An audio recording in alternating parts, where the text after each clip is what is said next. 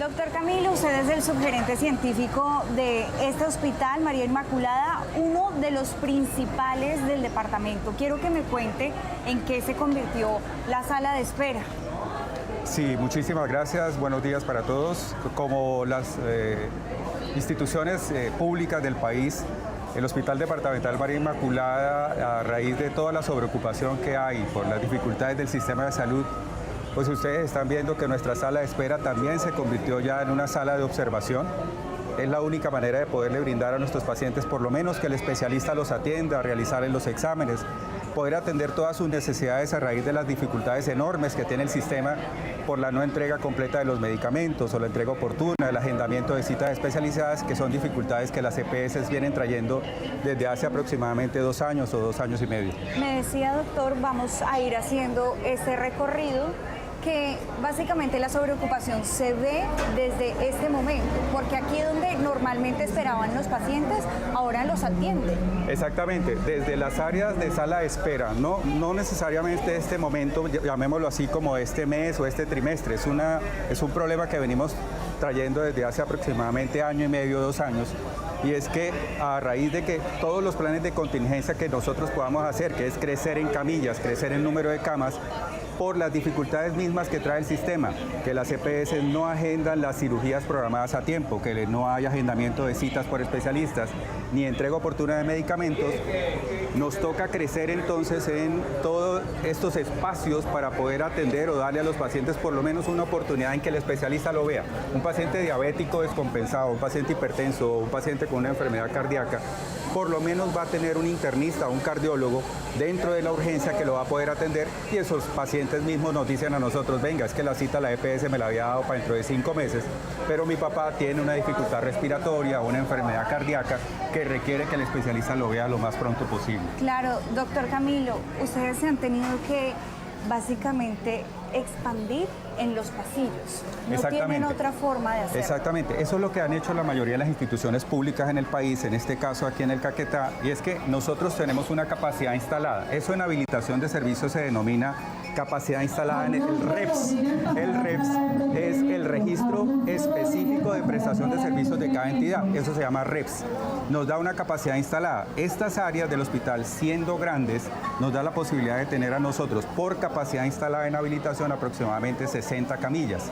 Pero en este momento, a raíz de la sobreocupación, mantenemos más de 140 pacientes, 150 pacientes diarios, o sea, por encima del 200% de la capacidad instalada. No solamente acá en urgencias, sino nos dice que también en hospitalización han tenido que replicar el mismo modelo para poder brindarle, aunque sea una atención, a todos los que vienen acá. Exacto, y mira un fenómeno que ocurre, los pacientes mismos son conscientes ya de la situación, o sea, como esto nosotros hemos sido juiciosos en informárselo a la Supersalud, que ustedes saben la figura que hay. La Supersalud en el Caquetá tiene intervenida a las 2 EPS grandes del departamento. O sea, la Supersalud es la que gestiona las 2 grandes EPS. Son Nueva EPS y ASMEDSalud EPS. ASMEDSalud tiene aproximadamente 320.000 afiliados en el departamento. O sea, es el monopolio del régimen subsidiado.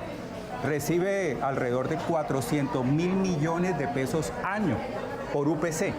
Entonces tú dices, ¿cómo gestiona la EPS intervenida por la Super esos dineros en el territorio del Caquetá? Porque por norma, por constitución, esos dineros deberían gestionarse en el territorio del Caquetá para que los pacientes pudieran obtener las consultas especializadas a tiempo, las cirugías a tiempo, la entrega completa y oportuna de medicamentos, y que los pacientes no tuvieran que rebotar en las áreas de urgencias ante toda esta sobreocupación que tenemos. Doctor, aquí vemos personas de todas las edades, vemos niños, vemos adultos, vemos personas de la tercera edad, ahí vemos niños, precisamente áreas de pediatría. Miren, nosotros en urgencias, por ejemplo, esta que vemos aquí, esta unidad que vemos aquí a la derecha, nos tocó hacerla aquí en urgencias como una unidad especial de cuidado intermedio e intensivo, porque las dificultades de las remisiones que tienen los pacientes hacia Neiva o hacia Bogotá son muy complejas. Entonces nos tocó hacer en urgencias una unidad para poder sostener un paciente ventilado, intubado, porque nuestra unidad de cuidados intensivos, que está en el 4º piso, mantiene con una ocupación del 100%. Entonces, todas estas estrategias las han hecho instituciones públicas como nosotros, Hospital María Inmaculada, que nos permitan a nosotros por lo menos garantizarle y asegurarle al paciente que va a ser adecuadamente atendido mientras que está acá en la institución. Claro, doctor. Y otro punto, lo estamos viendo claramente, es que ustedes también han sido víctimas de la intolerancia de los pacientes, ¿no? Porque del otro lado vemos a los pacientes queriendo ser atendidos, queriendo que esto sea un poco más ágil, y ustedes están dando más del 100%. Pero mira, si bien es cierto, hay momentos muy estresantes, hay momentos muy complejos y duros. Hay momentos en donde, por ejemplo, no tenemos ya ni siquiera sillas para poderle brindar a los pacientes, pero los pacientes dicen, mire, así me toca estar en este rincón, después que el internista me pueda ver, después de que el cardiólogo me pueda ver, después de que el pediatra pueda ver a mi hijo, yo me aguanto lo que sea. O sea, fíjate la resiliencia que tiene nuestra gente, la capacidad de adaptarse a situaciones tan complejas, que la misma gente debería quejarse más.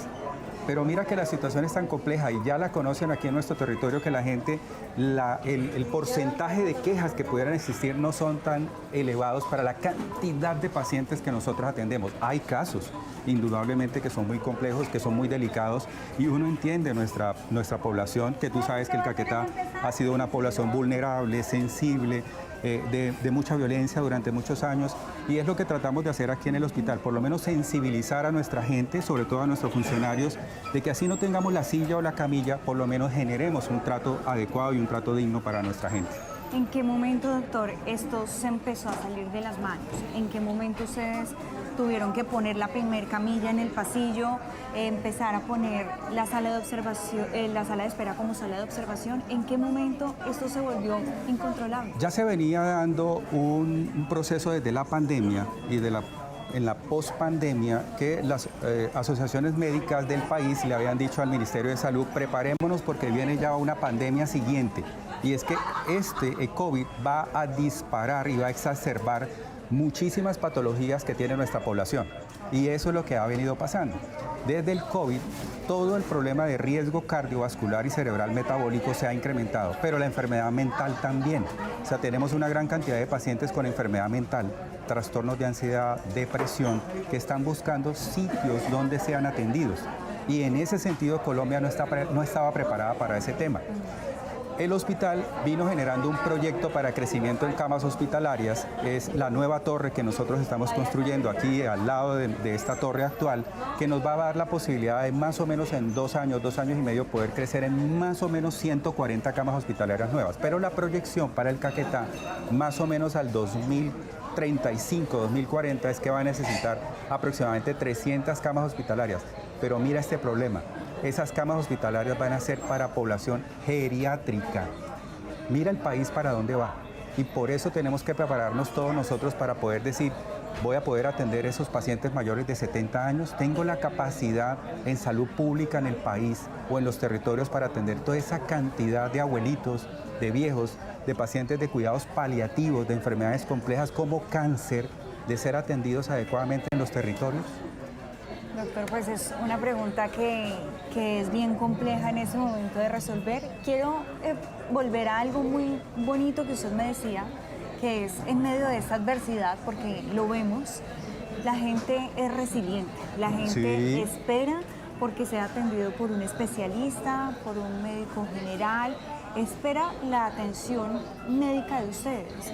Cuénteme un poco, usted que además está muy cerca de los pacientes todo el tiempo, los saludan, cuénteme un poco de esas vivencias de la gente. Bueno, la historia del hospital es una historia de 80 años, ¿no? O sea, nosotros como institución tenemos 80 años de funcionamiento sin interrupciones en el departamento del Caquetá. O sea, es un hospital que empieza su madurez, pero además de eso ha sido un hospital muy cercano a la gente.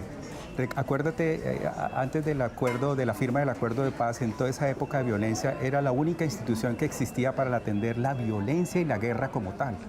Y en ese sentido el hospital vino preparándose de forma sostenida y continua en tener que atender situaciones muy complejas para nuestra población.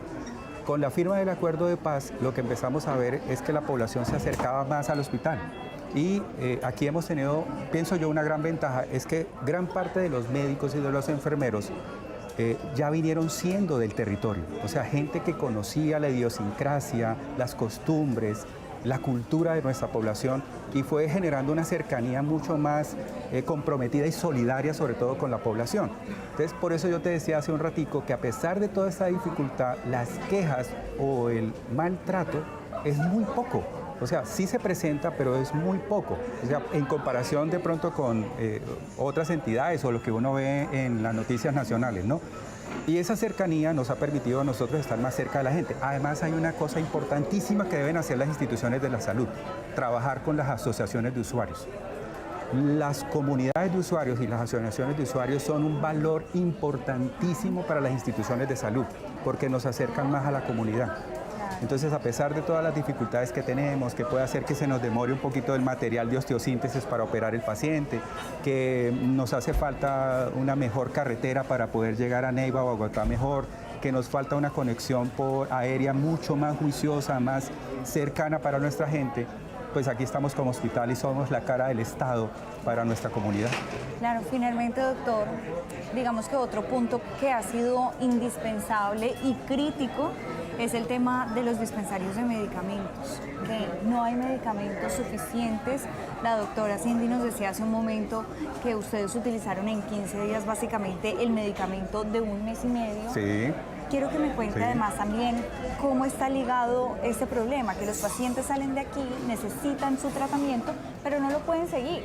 Claro, el problema del desabastecimiento de medicamentos al parecer se está dando porque, uno, se ha incrementado la cantidad de pacientes con enfermedades crónicas y eso de pronto no estaba como muy bien calculado a nivel del ministerio, o si se tenía calculado, pues no se había proyectado para poder tener la cantidad suficiente de medicamentos. Lo otro que pueda suceder es que a nivel, tú sabes, del problema comercial que hay con los medicamentos, es que muchas empresas los guardan y hacen reventas de ellos. Eso es una figura que se ha utilizado hace mucho tiempo, desafortunadamente, en Colombia, que no debería ser, ¿no? Debería ser muy bien controlada y vigilada por parte de la superintendencia y por parte del ministerio. Entonces, ¿qué ocurrió, por ejemplo, durante los meses de febrero y marzo en el Hospital María Inmaculada? Que se aumentó tanto la capacidad de ocupación de 200%, 250%, que los medicamentos que teníamos proyectados para 2 o 3 meses se consumieron en 15 días. Entonces empiece usted a negociar con los proveedores para poder traer más medicamentos. Ellos empiezan a subirle el precio o a generar información de que hay carestía o que no se cuenta con el medicamento para aumentar el valor. Todas esas situaciones nosotros le pedimos a la superintendencia del ministerio y a la Contraloría que las vigilen, que las controlen mucho mejor para que asimismo los costos de los hospitales, los costos de atención no se incrementen. Estamos en un lugar muy emblemático del departamento de Caquetá, el Mirador 360 en Florencia. Ustedes lo pueden observar, la imagen, la postal es maravillosa. Estoy con Vanessa Gil, ella es emprendedora, quien creó a pulso este mirador que además es icónico acá en Florencia. Vanessa. Hola, sí, ¿qué tal? Bueno, les presento el Mirador 360. Más que un establecimiento de restaurante-bar, es un espacio de conexión donde se combina la cultura, la biodiversidad y todo lo bello que encuentran en este bello departamento del Caquetá. Claro, Vanessa. Usted nos venía contando un poco, acompáñeme para hacer un recorrido, que esto nació también de una idea de poder cambiar el territorio. Estamos, digamos que en la parte más alta de Florencia, un barrio donde se veía, digamos, esos estragos de la violencia que ha sufrido el departamento y que en parte, digamos que su misión ha sido cambiarle el chip a todas estas personas y a las comunidades que hay a su alrededor. Claro que sí, pues antiguamente era el barrio más marginal que tenía como tal Florencia.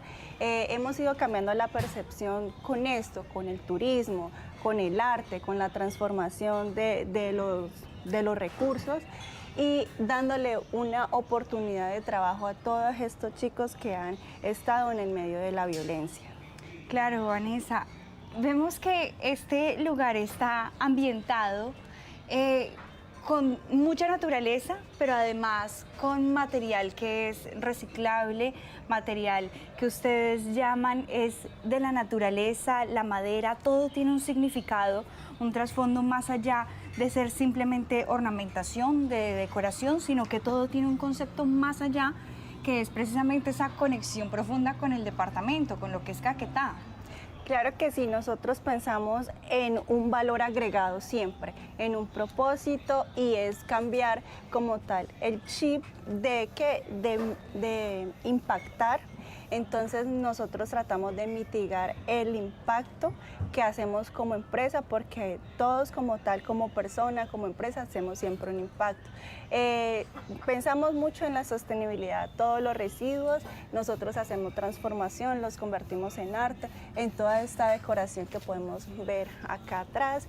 La madera que utilizamos como tal en Mirador 360, toda es madera reciclada, llevando un mensaje de impacto, de conciencia, para reutilizar lo que la misma naturaleza nos da y no talar como tal nuestros bosques, que el departamento del Caquetá, esa es la referenciación, la biodiversidad, los bosques, la selva. Vanessa, usted me contaba que este emprendimiento, que es básicamente su hijito, que ha ido creciendo desde hace 6 años aproximadamente, quiero que me cuente qué es lo más difícil que le ha parecido a usted de este camino de emprendedora aquí en la región. Bueno, es muy difícil, pero pues tampoco no es imposible. Cuando uno se propone como tal para la vida de uno cambiar, transformar, pero siempre también con la mano de Dios, ¿no?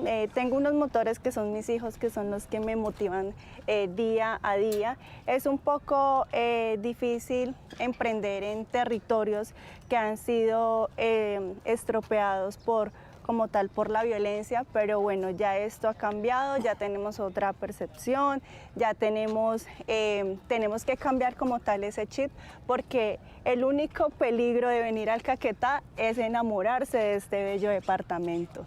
Así es, Vanessa. Hemos hecho un pequeño recorrido en donde hemos mostrado, digamos que, cómo está compuesto este lugar. Vemos también al fondo algunas esculturas, vemos todo el arte que han hecho ustedes, además con sus propias manos, con manos caqueteñas.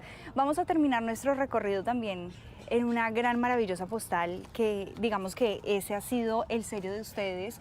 Uno de los emblemas de este mirador es básicamente tener varios puntos para poder observar la ciudad. Este es uno.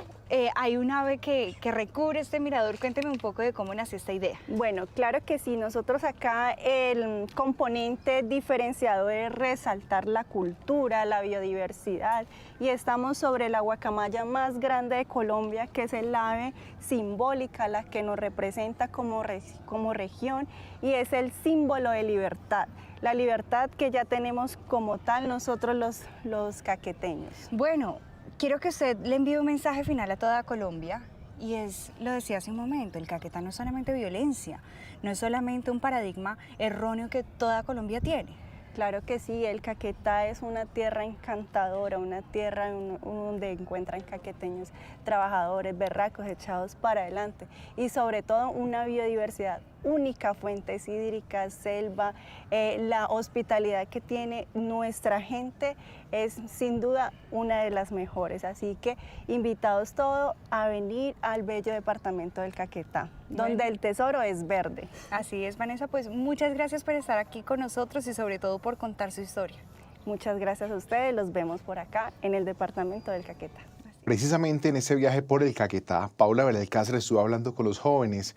¿Qué esperan del próximo mandatario? ¿Cuáles son sus retos? ¿Qué esperan de la región? Eso fue lo que ella conversó. Nos encontramos en un lugar emblemático aquí en el Caquetá. Estamos en la Universidad de la Amazonia, pero sobre todo estamos en el rincón del conocimiento, en la biblioteca de esta universidad. Quiero empezar mostrándoles un monumento que representa no solamente la identidad, sino también el conocimiento aquí en esta región. Es llamado Bio Alfaguarmi, que significa vida, tierra y mujer, hecho con manos caqueteñas. Y para empezar precisamente este segmento, que es el país que se construye desde las regiones con los jóvenes, quiero empezarles a contar que esta universidad es la única universidad pública aquí en esta región amazónica y que tiene sedes además en diferentes puntos estratégicos como lo son Guaviare, Leticia y Putumayo. Es por eso que nos encontramos con los jóvenes que son el futuro de este país, para hablar no solamente de las oportunidades que ha brindado esta región, sino también de los retos retos y de los desafíos que se vienen no solamente a puertas de escoger nuestro próximo presidente, sino por supuesto las problemáticas que también les aquejan a ellos, a los jóvenes. Vamos a empezar con Ingrid preguntándole un poco de las oportunidades que le ha brindado esta hermosa región del país. Bueno, claro que sí. Una de las oportunidades que me ha brindado el departamento del Caquetá ha sido pues principalmente la educación, ya que me brinda esos conocimientos. Además de ello, me ayuda a conocer toda su biodiversidad, todo su entorno y poder conocer un poco más y adaptarme a él, ya que no soy del departamento, soy del departamento del Huila, y pues así me apropio un poco más de este departamento y aparte pues amplío mis conocimientos y pues amplío mi visión hacia un futuro. Gracias, Ingrid. Ampliar la visión hacia un futuro, que eso es lo que un poco más preocupa no solamente a los jóvenes, sino también a los colombianos. Le preguntamos ahora a Adrián de las oportunidades que desde la cuna le ha dado Caquetá. Claro que sí, como lo mencionó, soy oriundo del municipio de Florencia, del departamento del Caquetá, y el departamento me ha brindado una oportunidad y es poder acceder a la educación superior sin necesidad de salir del territorio. Es con ello que hoy me encuentro realizando 2 pregrados dentro del territorio, como lo es en Derecho y en Administración Pública. Entonces esta ha sido una de las mayores oportunidades que me ha brindado el departamento para mi vida. Gracias, Adrián. Y es que las oportunidades son precisamente lo que siempre nos impulsa día a día a seguir adelante, Edna. ¿Cuáles son las oportunidades que le ha dado Caquetá a usted? Bueno, una de las oportunidades que me ha brindado el Caquetá ha sido poder estudiar a distancia, asimismo poder trabajar para poder pagar mi alimentación, mi transporte. También pertenezco en el grupo folclórico acá en la Universidad de la Amazonia. Eso me ha ayudado también a representar la universidad, muchas veces Florencia, y así, gracias a la biodiversidad, asimismo nos vamos haciendo conocer. Así es, Edna, también muchos de estos jóvenes son representantes y embajadores de la región, lo que los hace estar aún más orgullosos de lo que es el Caquetá. Ahora se lo preguntamos a usted, Álvaro. Sí, en el caso mío y en el caso de varios compañeros estudiantes, pues hemos tenido que venir a estudiar y tener el fácil acceso a la educación gratuita que ofrece esta universidad y consigo la región. También cambiamos un poco la visión que tenemos de la región y no solamente del país, sino que también tenemos compañeros a nivel internacional que están estudiando en esta universidad. Gracias, Álvaro. No solamente hablamos de las oportunidades que brinda esta región, sino también de las preocupaciones y sobre todo lo que significa ser un joven universitario, poder costear sus gastos, su alimentación, el transporte, que aunque a veces los programas tengan la posibilidad de gratuidad, no todos los casos son iguales. Y otro de los retos es pensar en el futuro, luego de terminar sus carreras universitarias, ¿qué viene para ellos? ¿El emprendimiento o quizá un trabajo en alguna entidad? Ingrid. Claro que sí, pues sería como un emprendimiento, ver una visión con lo que es la amplia biodiversidad que hay en la Amazonía, entonces ver cómo esas oportunidades para lo que es investigación, apoyo pues no solamente como a los jóvenes, sino también a las personas adultas que tienen sus propios proyectos, sería como ayudarlos a visionarse hacia sus proyectos y ayudarlos. Ayudar a los jóvenes precisamente a tener esa orientación y sobre todo a conocer qué va a ser de su proyecto de vida. Adrián, se lo quiero preguntar ahora a usted, ¿cuál es, digamos que, ese reto que más lo impulsa día a día, no solamente a ser mejor como joven universitario, sino también cuando salga de aquí de la universidad? Sí, claro que sí. Como jóvenes del departamento del Caquetá, y ya se ha mencionado, tenemos un aspecto muy importante y es que contamos con una universidad pública.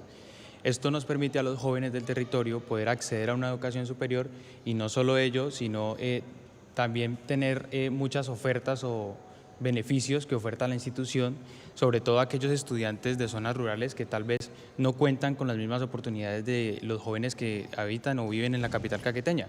Y valga mencionar, la universidad le ofrece a estas personas subsidio alimentario, le ofrece subsidio de tablets, ofrece muchos espacios también para que se desarrollen social y culturalmente, proyectos de investigación, semilleros, y todo esto nos ayuda a visionar como jóvenes nuestro proyecto de vida hacia un futuro para poder luego aportar al departamento y al territorio colombiano. Así es, Adrián, aportar a lo que es nuestro país, a construir Colombia desde las regiones. Edna, no todos los casos son iguales, ¿no? Entonces también tenemos que pensar en una juventud que está creciendo, que se está formando en el Caquetá. Bueno, aunque existe la gratuidad, no muchos jóvenes pueden acceder a ellos. Las personas en los territorios rurales no tienen las mismas oportunidades o desconocen de las oportunidades que nos puede ofrecer, por eso sería muy bueno poder potencializar en los temas laborales, académicos, para que haya una mejor, pues para que todos tengamos los mismos derechos, las mismas oportunidades. Así es, potenciar además los talentos que tienen cada uno de estos jóvenes para poder no solamente desarrollar su proyecto de vida, sino también un proyecto de región. Álvaro, ¿cuál es precisamente, digamos que esas diferentes problemáticas que lo aquejan a usted, no solamente siendo joven, sino en un futuro cercano a poder conseguir un trabajo, hacer un emprendimiento? Sí, en mi caso en especial, pues tal vez hacer más, hacer llegar el conocimiento de que sí hay ciertas oportunidades y hay facilidad de acceso a ellas, sino que pues dependiendo, pues en esta región, pues su gran mayoría de población es campesina, de origen de lugares muy de difícil acceso, entonces falta más que llegue la información y la tecnificación al campo. Así es, también las zonas rurales son muy importantes, sobre todo porque cerca del 30% o más de la población aquí en Caquetá hace parte de esas zonas rurales. Ahora, otro de los temas que cobra bastante relevancia y sobre todo en el 2026 es el reclutamiento de los menores. Diferentes grupos armados y con diferentes también estrategias han llevado a niños y adolescentes para sus filas. Es por eso que este es uno de los retos en seguridad más preocupante para los jóvenes. Entonces, se lo vamos a preguntar precisamente a ellos qué es lo que hace falta en las regiones para poder en este momento prevenir el reclutamiento y en un futuro hablar de erradicarlo quizá. Bueno, una de ellos sería como la comunicación, digamos, en diferentes, digamos, zonas rurales, poder comunicarlo, digamos, vía radio e informarlos acerca de todos los proyectos, todas las cosas que hay para que ellos sigan su línea base desde niños hasta llegar a, pues, a su profesión y que no tomen esas decisiones. Otra sería como hacer unas escuelas de campo donde se vea la población que hay y también los ayude como a interactuar y ver por qué líneas se van a basar para pues que lleguen a su línea y a su futuro. Así es, Ingrid, es que no solamente el reclutamiento es forzado, sino que también muchos de estos grupos armados utilizan diferentes tácticas para poder engañar a estos niños o quizás son arrebatados de sus padres cuando no pagan una extorsión, una vacuna. Cuéntenos usted, Adrián, cuál es, digamos, que esa preocupación en cuanto a este ámbito.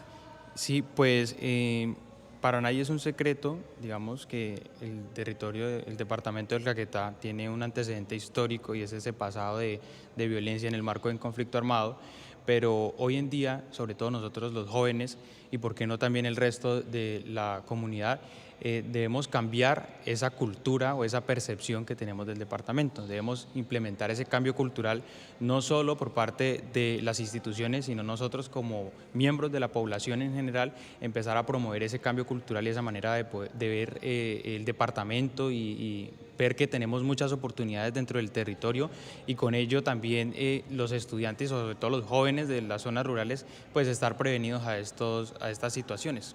Así es, aprovechar los contrastes que tiene la región. Edna, ¿cuáles son las preocupaciones del reclutamiento? Bueno, aunque a medida que ha pasado el tiempo, obviamente ha disminuido, pero aún sigue siendo una realidad que se sigue viviendo en nuestra región. Muchísimos jóvenes no toman la decisión, sino que a veces es por las consecuencias de faltas de oportunidades. Entonces sería muy bueno que le den oportunidad, que les pueda brindar oportunidades reales a los jóvenes para que asimismo puedan tener un mejor estilo de vida. Así es, mejores oportunidades y sobre todo en las comunidades en donde están alejadas todas esas personas y quizá que no tienen ni siquiera un conocimiento sobre este flagelo. Cuéntenos un poco cuál es su opinión.